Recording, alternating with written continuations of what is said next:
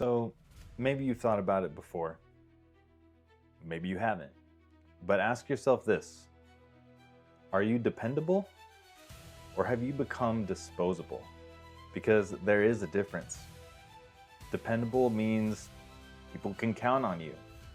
Disposable means people only think about you when they need something fixed.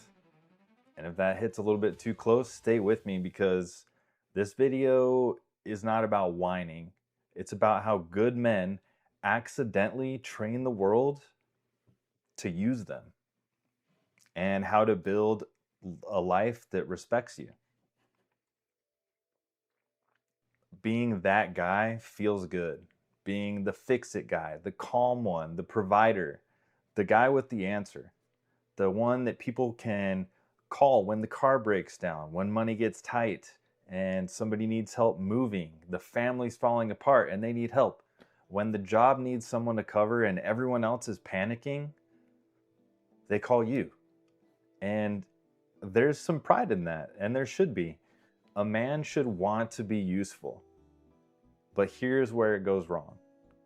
A lot of men never notice the moment where they stop being respected for their strength and they start being consumed by everyone else's emergencies.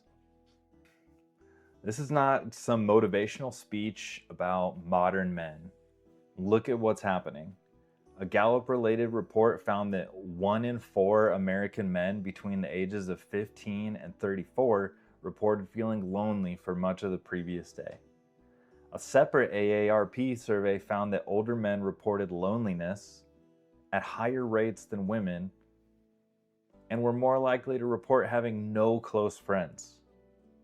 So if you feel needed by everyone, but known by no one, that pattern is showing up everywhere. Men are surrounded by responsibilities and are still starving for connection.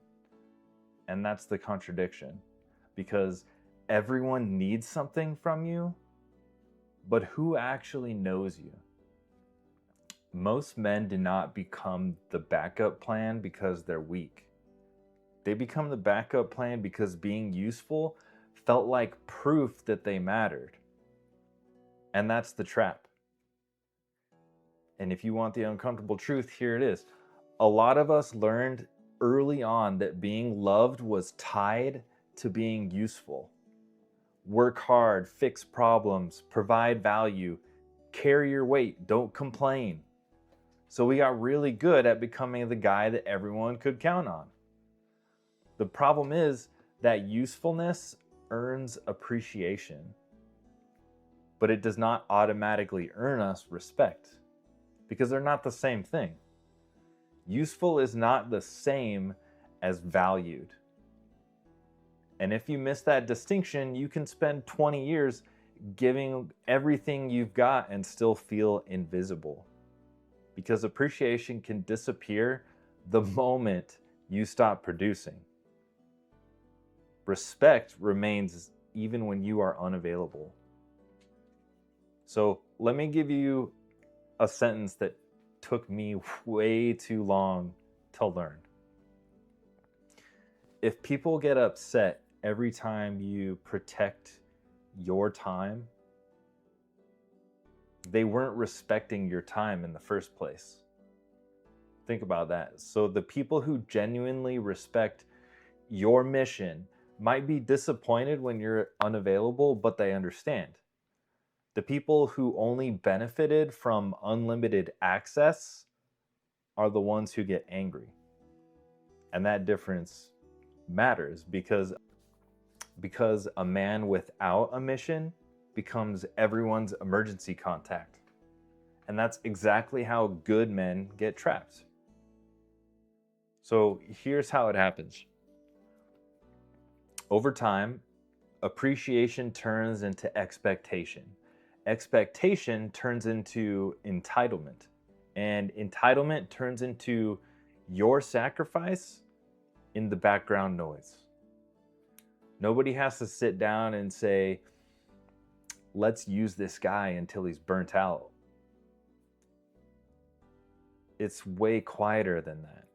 You say yes too often, You answer too fast. You explain away your own needs. You move your plans. You skip your workout. You delay your goals. You put your mission on hold. This is all stuff that adds up over time.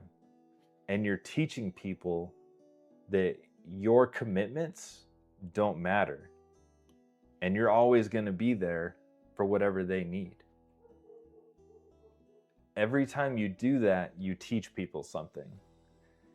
You teach them that your time is flexible, your energy is available, and your plans are optional.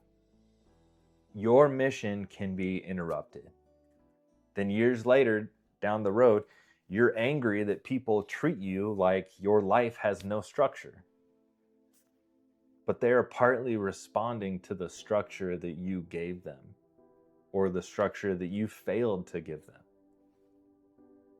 So personally, this one hits close to home for me, because there have been periods in my life where I was constantly solving someone else's problems.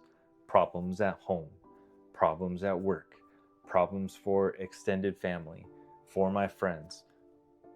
I was always carrying something for someone, always handling whatever problems came up. And I had those nights where I would pull up to my house and I would sit in my car for 10 minutes, just trying to gain the strength to put on the face, to walk inside, to walk in the house and do all the things that I knew I had to do when I went inside. Nobody had done anything terrible to me. Nobody was attacking me. I was just running on empty. And that's when it finally hit me. I wasn't angry because people needed me. I was angry because I had stopped protecting anything that belonged to me. My goals, my health, my recovery, my mission, everything became negotiable. Everything having to do with me,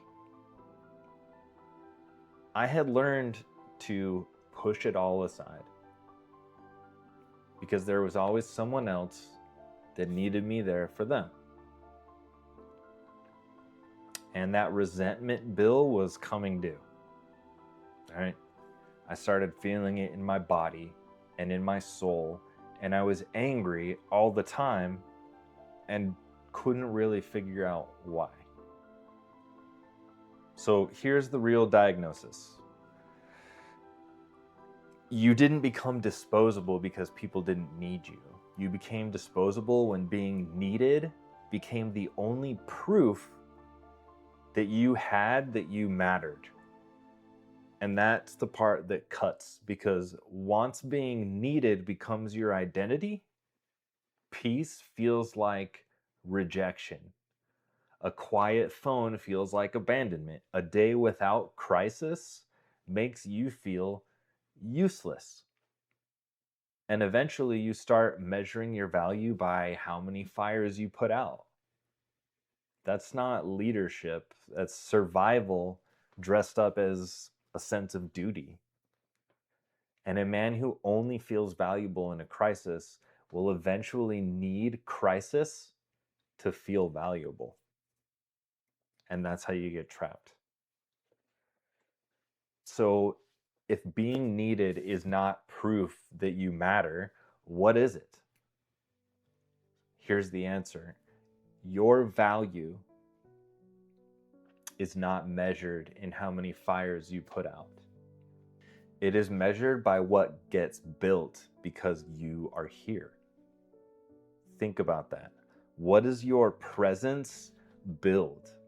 Does it build stronger kids, a healthier body, a better future, more discipline, more peace, more security?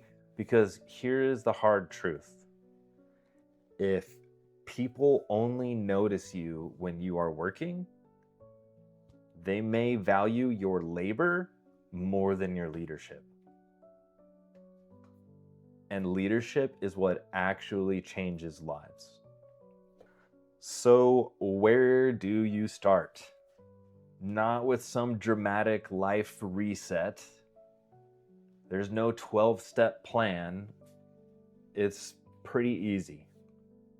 You start out with 3 things. Very first thing is an access audit. What you're going to do is you're going to sit down and make a list of the things that have unlimited access to your time, your attention, your energy, your money. Who can interrupt your day and immediately change your plans? Write it down. Facts, not feelings. It's not about whether you feel good about that or you feel bad about it. You're just taking account of who and what has that kind of access in your life. You cannot defend the territory that you refuse to map. Second, schedule 3 commitments this week. Not goals, commitments. Goals are wishes, like, oh, well, I really want to record a new video this weekend, or I really want to go to the gym at least once. No, commitments. Commitments occupy calendar space. You schedule them out. It could be a 10-minute walk. It doesn't have to be big, but you put it on the calendar, you make a commitment, and you do it. It could be 45 minutes in the gym, a walk with your son, date night with your wife, budget review, skill building, reading, prayer, whatever strengthens your life. Put it on the calendar. And third, protect one commitment. Just one. So out of those things that you put on the calendar, you're going to protect at least one of those things. When somebody asks for that time, you do not launch into a 5-minute explanation about why you can't help them out or why you can't do it. Simply say, I'm already committed then. Because every time you over explain a boundary, it sounds like you're asking permission. But you're not asking permission to have a life. You're just informing people that you have structure. And yeah, some people are going to push back, especially a spouse or a child. I've been married for 15 years. And if you're in the same boat, you have 15 years or 10 years or whatever of a track record that says you can interrupt whatever I have going on and I'm going to allow it to happen. They may call you selfish. They may say you've changed. They may act offended that you are no longer instantly available. Good. Good. Not because you want conflict, because conflict is often the sound of an old pattern losing power. Don't be a jerk. Don't confuse firmness with cruelty. Don't use boundaries as an excuse for neglect. You still have responsibilities, you still have duties, and you still have people who depend on you. The goal is to not stop being dependable. The goal is to stop being disposable. So if you clicked on this because you feel like the backup plan, hear me carefully. You don't need another motivational quote. You don't need another reminder that you are enough. You don't need another video telling you to just love yourself. You need order. You need standards. You need commitments that matter enough to defend. And if you treat your own life like it is optional, everyone else will too. The goal is to not become selfish. The goal is to become intentional. Not to stop serving, The goal is to stop disappearing, because there is a massive difference between being dependable and being disposable. Dependable men are respected, disposable men are consumed. And the line between those two lives is usually built one boundary at a time. So here is my challenge. Before you go to bed tonight, do your access audit. Figure out who and what has unlimited access to your time, money, effort, labor, whatever, and write it down. Then pick 3 commitments for this week, put them on the calendar, and when you protect the first one, come back and comment one word: committed. Not because the algorithm needs it, because you need to hear yourself say it. And because some other guy is going to read that comment and realize that he is not the only one trying to rebuild. And if this hits home, please subscribe to The Anchored Man. This channel is for men who are tired of drifting, tired of being used, and ready to become the kind of man that their life can actually respect. Dependable is good. Disposable is not. Start rebuilding today.